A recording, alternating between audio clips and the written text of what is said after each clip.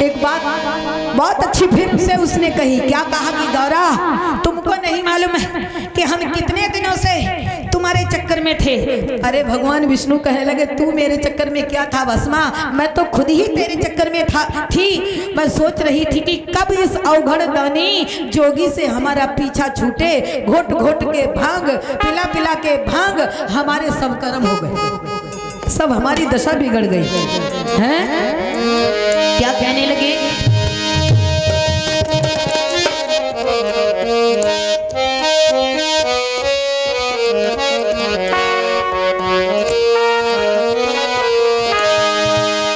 अरे गौरा मैं हूँ तेरा दीवाना, गौरा मैं हूँ तेरा दीवाना। हे ओ माँ अब तुमको पहचाना पहचाना, ओ माँ अब तुमको पहचाना।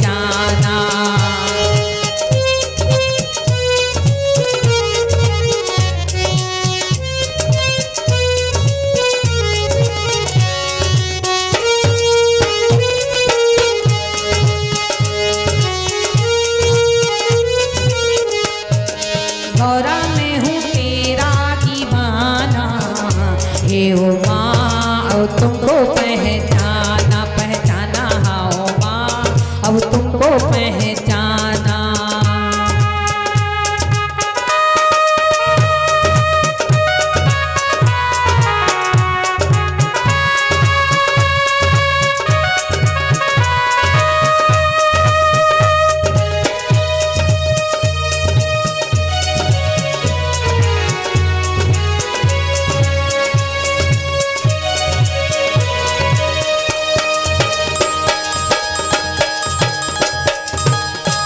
सुनो गौरा प्यारी ये बातें हमारी, सुनो गौरा प्यारी ये बातें हमारी। मैं हूँ तेरा सजना तू सजनी हमारी। सुनो गौरा प्यारी ये बातें हमारी, मैं हूँ तेरा सजना तू सजनी हमारी। रूप तेरा दिल को लुभाना, अरे रूप तेरा दिल को लुभाना। हे ओ माँ अब तुमको पहचाना पहचाना, ओ माँ अब तुमको पहचाना।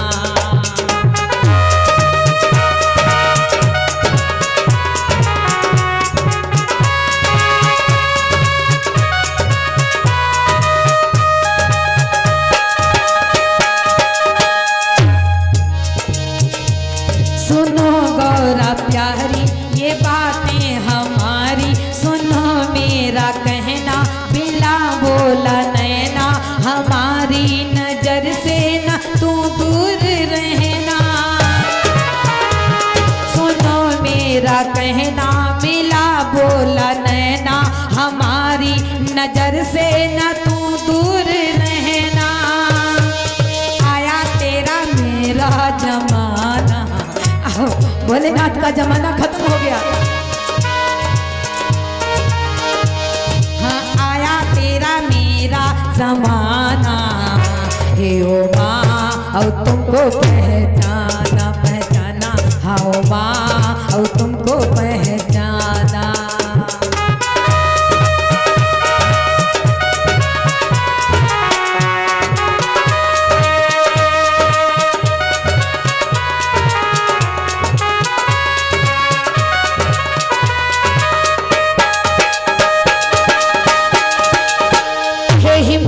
किशोरी कहूँ तुमसे गोरी मेरे साथ डालो ओ माँ आज भौरी। कहाँ लगे? हाँ बिल्कुल डालेंगे। हे हिम की किशोरी कहूँ तुमसे गोरी मेरे साथ डालो ओ माँ आज भौरी।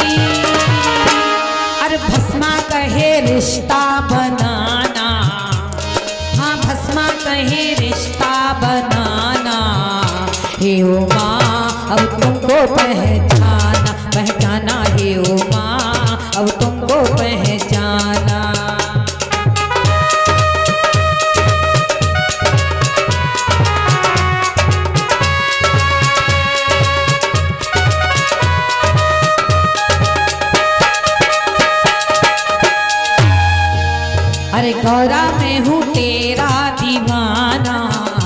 हे ओ माँ तुमको पहचाना है, हे ओ माँ तुमको पहचाना हाओ माँ और तुमको पहचाना।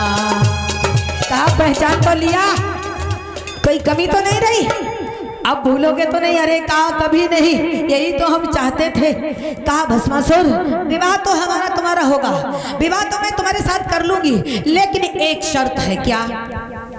का भोलेनाथ के पास एक बहुत बड़ा गुण है जिसकी वजह से आज तक हम रुके रहे, और भोलेनाथ का बस बाकी सब अवगुण है, एक ही गुण है। उस अवगुण, वो अवगुण जब मैं देखती हूँ तो अत्यंत प्रसन्न हो जाती हूँ और अपनी शुद्ध बुद्ध खो बैठ। अरे ऐसा कौन सा भोलेनाथ के अंदर गुण है और जो मेरे अंदर नहीं? बोलो।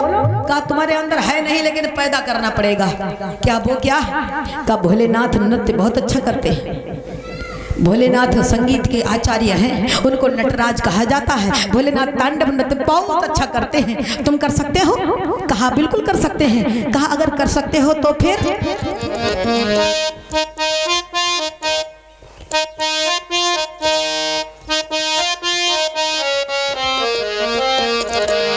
ठीक। तो सुनो कि दिखाई देओ ठुमका हो भस्मा प्रीतम, दिखाई देओ ठुमका हो भस्मा प्रीतम।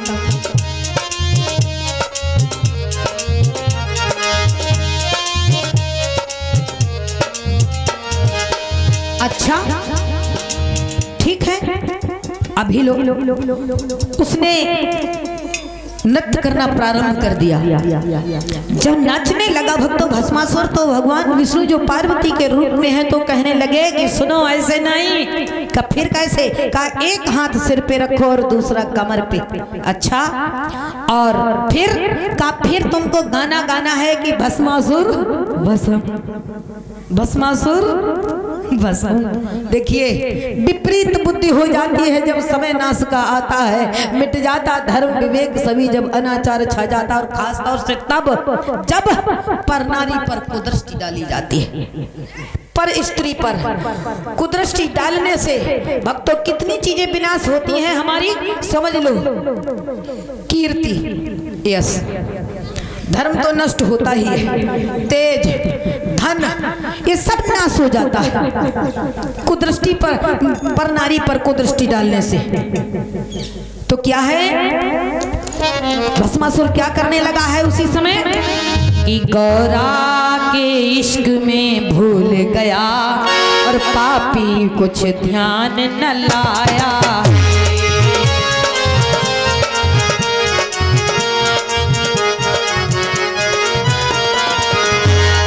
पार्वती की शर्त मान भस्मासुर मन हर्षाया है।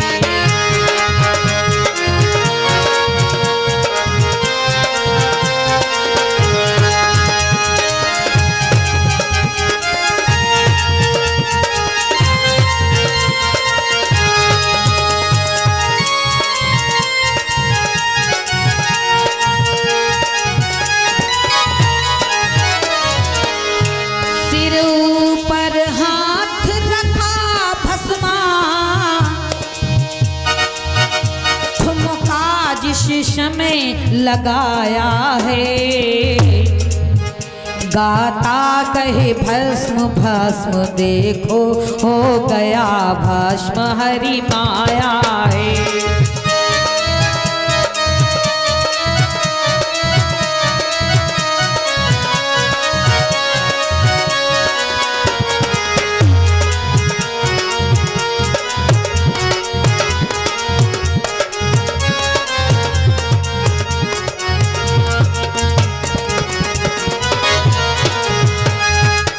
हो गया भस्मासुर, आज भस्मासुर भस्म हो गया। भगवान भोलेनाथ उससे मुक्त हुए। श्री हरि विष्णु कहने लगे महाराज अरे वरदान भी सोच समझ कर दिया करो। तो भक्तों एक बात और है कि पर भक्ति मार्ग को बचाना और यज्ञ करना बुरी बात नहीं है। यज्ञ हमारे जीवन का मुख्य उद्देश्य और मानव धर्म है, मानव का कर्म है यज्ञ करना और कराना। लेकिन कैसे करो? किस तरह से करो, किस भाव से करो। जो कार्य परमात्मा के नाम से किया जाता है वो सदा ही हमको शुभ फलदायी और आनंददायी होता है। लेकिन जो कार्य सिर्फ अपने संसाधन के लिए किया जाता है, देवी देवताओं की पूजा संसाधन के लिए, अपने सुख के लिए की जाती है भक्तों, तो वो जैसे भस्मासुर या फिर राजा नहुस को दुखदाई बनने जा रही है, ऐसे ही बंद राजा नहुस को क्या दुखदाई बनी। राजा नहुस से इंद्राणी ने कहा कि हे राजन, तुम एक काम करो, मैं तुम्हारी बराबर में बगल में बैठने के लिए तैयार हूँ, तुम्हारी पत्नी बनने के लिए तैयार हूँ। तुम एक काम करो, क्या करो कि सुनो, कि तुम जो है जब हमसे मिलने आओ तो ब्राह्मणों या संतों सप्त ऋषियों की जो डोली में बैठ करके आओ, उस डोली को उठा करके सप्त ऋषि लेकर के आए। ओ बेटा, इन बच्चों को बिठा दो।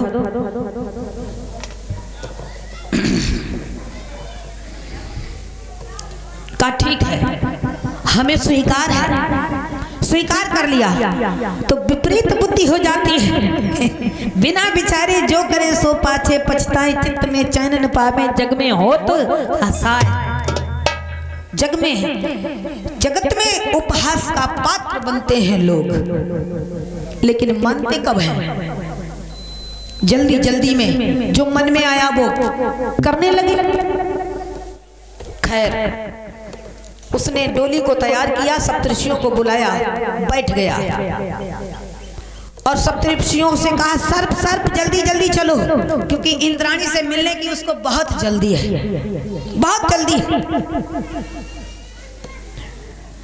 सर्प सर्प जल्दी जल्दी आप चले। तो सप्तऋषियों को क्रोध आ गया। सप्तऋषियों ने कहा दुष्ट, धूर्त, मूर्ख राजा, मैं जानता हूं तू मद में अंधा हो गया, तुझे अपनी होनी या अनहोनी यानी हित या अहित, एक भक्तों कहावत है क्या,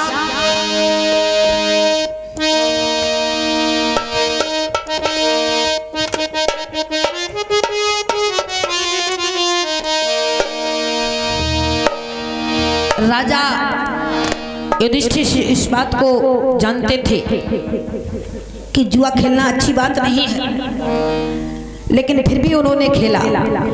और जुआ खेलना अगर ठीक है तो अपना इतना धन, समस्त राज्य और फिर भाइयों को लगाना, उसके बाद अपनी पत्नी को लगाना, जो आज हमारे इस कलयुग में भी कोई नहीं करेगा। इतना मूर्ख जुआरी कोई नहीं होगा जो अपने पत्नी को जुए के दांव पर लगा दे। तो क्या लिखा है कि बुरे दिनों के चक्कर से, बुरे दिनों के चक्कर से, और जब होनी सिर पर आती है तो बड़े बड़े विद्वानों की बुद्धि चक्कर खा जाती है। बड़े बड़े विद्वानों की बुद्धि चक्कर खा जाती है।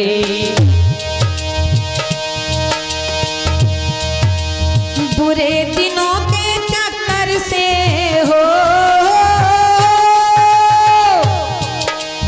बुरे दिनों के चक्कर से जब होनी सिर पर आती है, बड़े बड़े विद्वानों की बुद्धि चक्कर खा जाती है। बड़े बड़े विद्वानों की बुद्धि चक्कर खा जाती है।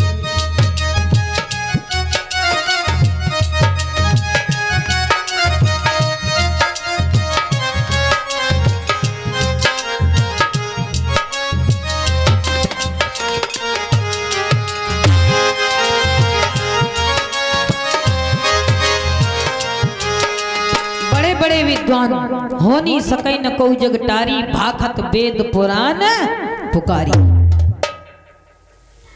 राम जानते थे कि सीता को वन में ले जाना ठीक नहीं है, लेकिन फिर भी ले गए। और सीता को वन में ले गए तो क्या सोने का मृग कहीं